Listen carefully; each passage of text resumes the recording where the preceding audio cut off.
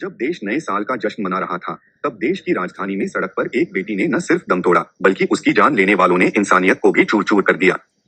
जिसने भी इस खबर को देखा, पढ़ा या सुना, वह अवाक रह गया।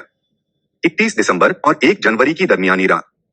यह वही रात थी जब ज्यादातर लोग नए साल का जश्न मना रहे थे, एक दूसरे को बधाइयां दे रहे थे। तभी दिल्ली के कंझावाला में तड़के 3 बजे के आसपास कुछ ऐसा हुआ जिसे पढ़कर जश्न की सारी खुशी निकल जाए और मुंह से बरबस निकल पड़े कि ईश्वर, ये क्या हुआ। जिसने भी इस घटना को जाना, उसकी रूह कांप गई, सिर शर्म से झुक गया। रोंगटे खड़े कर देने वाली यह घटना अमन विहार में रहने वाली उस लड़की से जुड़ी है जिस पर अपने पूरे परिवार की जिम्मेदारी थी। वह 2 छोटे भाइयों के बेहतर कल और उस मां के लिए नौकरी कर रही थी जिसकी दोनों किडनियां फेल हो चुकी हैं।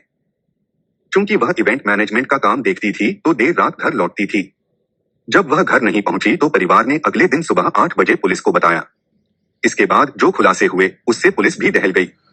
मां बेसुध हो गई, परिवार टूट गया। दरअसल 31 दिसंबर की रात 5 युवकों में जमकर शराब पी मुरथल से लौटकर वे मंगोलपुरी से रोहिणी जा रहे थे। बलेनो कार की रफ्तार तेज थी, अंदर तेज आवाज में गाने चला रहे थे। सुल्तानपुरी में उनकी कार से किसी के टकराने की आवाज आई। वे सभी नशे में इतने धुत थे कि ध्यान ही नहीं दिया।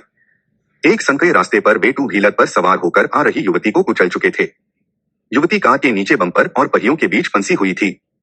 दरिंदे उसे कुछ मीटर नहीं, पूरे 13 किलोमीटर तक कंझावाला के गांव तक घसीटते ले गए। तड़के करीब 3:24 बजे रोहिणी जिले के कंझावला थाने को किसी राहगीर ने फोन पर बताया कि एक कार कुतुबगढ़ की तरफ जा रही है और उसमें एक शव लटका दिख रहा है।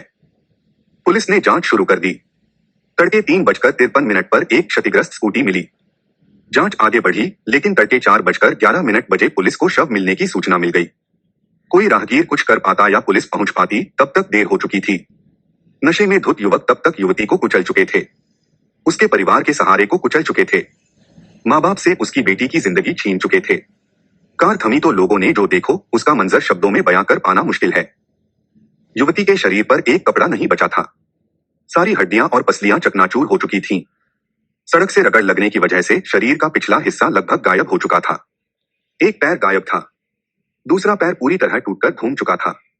ब्लीडिंग इतनी हो चुकी थी कि शव के अंदर खून का एक कतरा भी बाकी नहीं बचा था। गिरफ्तार आरोपियों की पहचान दीपक खन्ना, अमित खन्ना, कृष्ण मिथुन और मनोज मित्तल के रूप में हुई है। पुलिस आगे की जांच कर रही है। लोग सड़कों पर हैं। मन में इस दर्दनाक हादसे की तड़प है तो नशे में धुत बेपरवाह युवकों के खिलाफ गुस्सा भी है। यह घटना अपने पीछे कई सवाल छोड़ गई है, जैसे यह महज हादसा है या साजिश? क्या आरोपियों पर लापरवाही से ड्राइविंग कर गैर इरादतन हत्या का ही मुकदमा चलेगा या फिर सीधे हत्या का मुकदमा चलना चाहिए? बेटी को खो चुकी मां का इंसाफ की आस में सवाल है कि उसने तो इतने कपड़े पहने थे, फिर तन पर कुछ क्यों नहीं बचा?